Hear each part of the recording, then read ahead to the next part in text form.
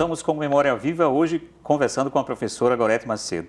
Gorete, você falou no bloco anterior, nós estávamos falando da experiência dos anos posteriores à sua formação no mestrado, o envolvimento com a consolidação do projeto acadêmico da Engenharia Química, com atividades de avaliação no Centro de Tecnologia. Depois, em 91, você sai para o doutorado. Como é que foi essa experiência? O que é que foi o seu trabalho no doutorado? Onde é que foi? Isso.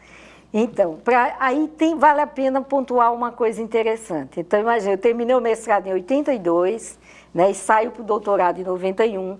Naquela época eu tinha dúvida se saía do Brasil, se não saía, eu e o Beto, que era professor da matemática, se saíamos do Brasil ou não. E eu resolvi que era mais interessante fazer o doutorado no Brasil, porque eu queria entrar no mundo da pesquisa, e eu fazendo aqui, eu ia montar minhas redes internas no país e tudo ia ser mais fácil. Então, mas eu queria uma experiência nova. Então, como para o Beto era importante a Unicamp, eu resolvi ir para a Unicamp, e lá não existia a área de bioprocessos, de engenharia bioquímica ainda consolidada. A Unicamp já era consolidada em muitas áreas, mas essa área ainda era muito incipiente. E então tinha uma professora na engenharia química que tinha acabado de terminar o doutorado e que estava tentando montar essa área lá, a Maria Helena Santana. E daí nós conversamos e montamos um projeto para a FINEP, que era de interesse do Grupo Ultra, que era a produção de goma xantana, que é um polímero, um biopolímero produzido por micro-organismos. Fizemos um projeto, trabalhamos, submetemos, o projeto não foi aprovado. O projeto não sendo aprovado, eu não tinha a menor condição de fazer aquele doutorado ali na Unicamp, porque não existia, quando não existia, naquela época não tinha infraestrutura, não tinha... Na Unicamp. Na Unicamp. E aí eu resolvi voltar para a USP. Então, me mudei para a USP e continuei lá no mundo das enzimas, né? E aí comecei continuei trabalhando com enzimas amilolíticas, mas mais centrado na operação de um reator, em formas de diferentes operações de reator para otimizar a produção da enzima e uma modelagem matemática que permitisse uma determinada estratégia de operação do reator. Foi um doutorado bonito, trabalhoso, mas gratificante para mim. E, na verdade, terminei o doutorado e volto. E aí vale pontuar o seguinte, como as velocidades na Universidade Brasileira mudaram. Isso na Unicamp, essa história da Unicamp que eu estou contando é de 91.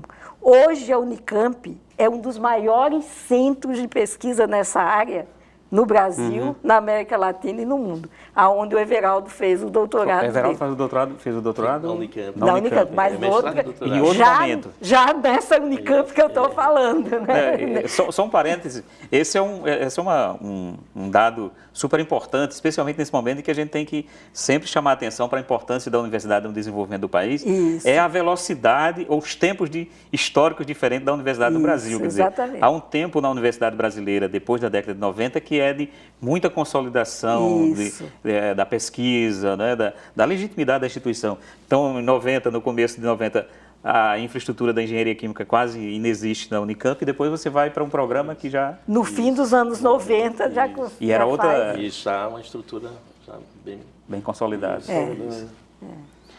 Assim, aí você volta do mestrado, do doutorado. Volto do doutorado. E aí você, nesse momento aqui, eu acho que é ali 98, aí tem o... Eu volto em 96, 96. Né? Então, eu volto em 96 e encontro Ivonildo Reitor. E aí, encontro Ivonildo Reitor, e aí eu cheguei aqui e eu falei, a engenharia química já tinha mestrado desde 88, e não tinha doutorado ainda, vai criar em 98. E eu queria fazer pesquisa. Você vem do doutorado e a Universidade Brasileira já começava a falar a linguagem da pesquisa. Certo. Já era não era aquela universidade nossa da década de 80 e do início da década de 90. A Universidade Brasileira hoje já era a universidade que a linguagem era pesquisa. E daí eu queria fazer pesquisa, sempre tive encantamento por isso e queria fazer pesquisa. Mas como fazer pesquisa? A gente tinha um laboratório didático que dava para fazer as aulas práticas de engenharia bioquímica, onde eu tinha feito lá os ensaiozinhos do projeto da Embrapa, mas sem menor condição de fazer absolutamente nada. E comecei a fuçar, voltei para as aulas, muito delicada e tal, mas fuçando. Eis que eu descubro que na gestão de Ivanildo existia um edital, que era do Nuplan, que ele pode falar um pouco como que surgiu esse edital, que financiava infraestrutura e tal para grupos que para pesquisas que fossem aplicadas a alimentos ou medicamentos. Tudo que vinha a calhar. A área que eu trabalhava, engenharia de bioprocessos, era isso aí.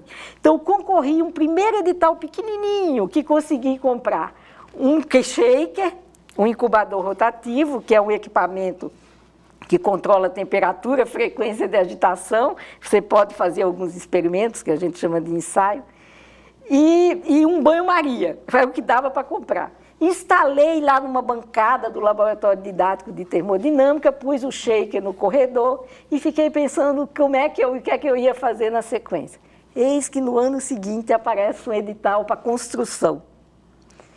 Fui lá, concorri o edital de construção. Aprovei e construí o prédio que hoje é o Laboratório de Engenharia Bioquímica, com toda a infraestrutura onde Everaldo está. Hoje instalado. É importante ressaltar essa questão do Nuplan. Algumas inovações e preocupações que a universidade já vivenciava naquela época de fortemente incentivar a área de pesquisa. O Nuplan era uma indústria que fabricava, continua sendo uma indústria interessante. Naquele tempo a gente tinha uma linha de medicamentos bastante grande para o SUS. E então nós resolvemos criar um fundo que 5% do faturamento do Nuplan seria utilizado para financiar a pesquisa nas áreas correlatas ao trabalho do Nuplan, que é medicamentos e alimentos. Daí isso foi importante para estruturar algumas iniciativas da instituição naquele período. Mas tem uma coisa que, além dessa iniciativa, tem um outro elemento que aí é mais geral, que são os editais de pós-doutorado, DCR, isso, né? Que, exatamente. Isso teve... Aí vem o petróleo depois. Vem o petróleo Sim, depois. o petróleo depois. Né? Porque aí eu começo a construir o prédio e em paralelo a isso, descontingenciam o fundo de royalties de petróleo. E aí começam a criar, antes do CT Petro, os programas de recursos humanos na área de petróleo. E os dois primeiros aprovados no Brasil foram o da UFRJ e o da Engenharia Química aqui. O UFRJ, diga-se COP, né? COP, exatamente. A COP. E a UFRN, a Engenharia Química, aprova o doutorado em 98, que aí vale registrar o trabalho muito dedicado do professor Afonso, que até no começo, no mestrado, a gente tinha muitas divergências, no final ficamos companheiros e assim foi muito importante nossas parcerias. Então ele consegue aprovar o PRH 14, que é o primeiro programa de recursos humanos na área de petróleo, aqui na UFRN, em paralelo com o primeiro do Brasil. E daí o Afonso diz, Gorete, você poderia pegar um aluno com bolsa de mas para fazer o quê? Aí, não, mas peguei. O primeiro aluno de mestrado, o laboratório ainda não estava pronto, não tinha dinheiro para trabalhar, mas eu tinha aquele shaker no corredor e falei, eu fiz uma pesquisa lá, vou trabalhar com biomassa fúngica inativa como biossorção de metais pesados em água, biodissolvente de metais pesados da água produzida de petróleo. E dei esse tema para o aluno, um aluno maravilhoso, que depois fez doutorado comigo, também hoje é engenheiro da Petrobras. E aí comecei esse trabalho, ele fazia os ensaios no corredor da unidade, da única unidade que a engenharia química tinha. E as análises eu ia atrás do espectrofotômetro na química, de uma balança no laboratório do Afonso, e por aí a dissertação dele andava. E eu falei, meu Deus, o que eu vou colocar dentro desse prédio? Mas só que quando os astros se alinham de determinada forma, tudo, né, tudo de energia boa se concentra. Então, em 98, Ivonildo, ainda reitor, convoca na UFRN uma reunião com representantes do SEMPES e da Petrobras para falar dos editais CT Petro, FINEP, que iam sair. E daí eu falei, eu vou nessa reunião. Né? Não trabalho com petróleo, mas eu vou nessa reunião. Nessa reunião estava a Graça Foster, que foi presidente da Petrobras depois, o gerente Poleto, Isso. o Bonavides, que é até o pai da Natália Bonavides, então estavam nessa reunião. E daí eles falaram dos editais que iam sair, do programa CT Petro, etc., e que era importante, então, a UFRN começar a se articular com a Petrobras para ver as demandas da Petrobras, para ver em que projetos poderiam ser feitos. E aí começou a acontecer, a partir dali, umas reuniões que a Petrobras vinha, apresentava uma carteira de projeto para os pesquisadores que tivessem perfil para formular projetos naquela ali. Deixa eu só lhe atrapalhar um pouquinho, porque a produção acabou de me avisar que eu tenho mais 3 minutos, então eu queria pedir para você fazer uma referência a 2 coisas que é super importante resgatar, que é Renorbio e a pós-graduação da engenharia química, que depois se consolida. Antes disso, eu queria dizer para o telespectador que lá no começo a Gorete falou de Beto, porque Beto ela estava se referindo ao seu esposo, o professor Roberto Hugo Bielchowski, que é professor da matemática. Né? E ela ainda não se referiu, com o professor Beto, ela teve Raoni e Dora. Ou seja, filhos. Teve essa carreira de pesquisadora, de professora e mãe. E mãe. E mãe. Então, aliás, mais importante do que a carreira profissional até. E daí daí eu consigo me inserir nessas carteiras de projeto, com um projeto que era a produção de biosurfactante, que é um produto também de micro-organismo, para utilizar na indústria de petróleo. Então, concorri com esse projeto, me associei inclusive com o pessoal de Pernambuco, concorri a esse edital e consegui a aprovação. Então, e junto com aquele projeto, 9 outros projetos foram aprovados. Então, eram 10 projetos financiados pelo CT Petro, 4 do CT, 6 do CCET, que deram origem à infraestrutura de pesquisa em petróleo na UFRN e toda a história de pesquisa em petróleo que a UFRN tem hoje.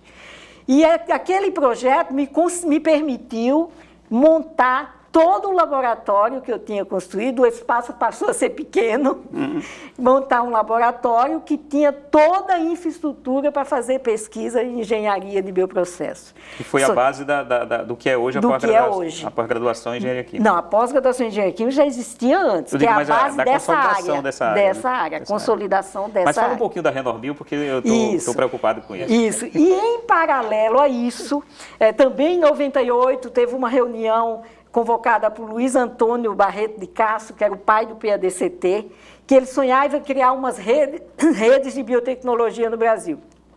Então, ele convocou uma reunião em Fortaleza, que Ivonildo era reitor e a Maria Emília era pró-reitora, me enviaram para essa reunião, e estavam todos os secretários de Ciência e Tecnologia do Nordeste, e ali se começou a formatar um doutorado em biotecnologia em rede no Nordeste, que a gente depois ficou de 98 até 2004 adormecido. Em 2004, Luiz ABC vai para a diretoria de projetos do MCT, retoma, forma uma comissão para montar a PCN, me convida para essa comissão como representante da UFRN, e mais a pró-reitora, que era a professora Edna, que era a pró-reitora de pós-graduação.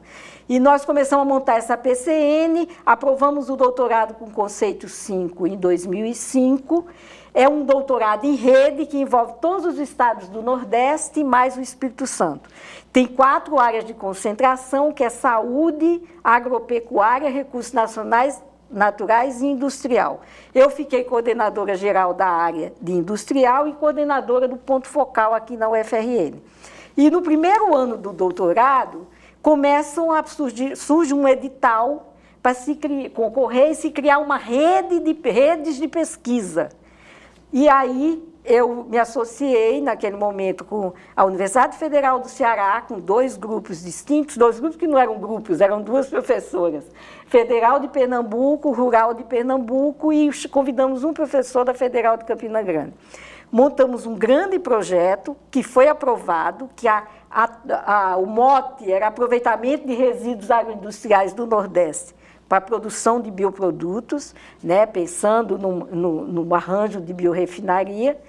E tivemos o projeto aprovado, criamos uma rede que existe até hoje, que hoje Everaldo está dentro dela. Uma rede consolidada, e para mim foi muito gratificante participar das progressões de titular de professores dessas instituições, e que está lá registrado, falando da consolidação do grupo de bioprocesso. Ali se deve a essa experiência da rede de pesquisa Renorbio. Professora Gorete, muito obrigado. Nós precisaríamos de 2 programas para falar dessa experiência, porque quem fez muito tem muito o que dizer. Mas foi um privilégio tê-la no nosso programa, nosso agradecimento de coração. Agradecimento também ao professor Ivonildo, que veio contribuir com essa. Depois o professor Ivonildo vai vir para a bancada. Claro. E ao Everaldo, que contribuir para resgatar essa história. E parabéns pela sua trajetória na universidade. Obrigada. Parabéns por ter contribuído para a UFRN ser a instituição que é. Muito Chegamos ao fim de mais um programa em Memória Viva. Hoje entrevistamos a professora e pesquisadora Gorete Macedo.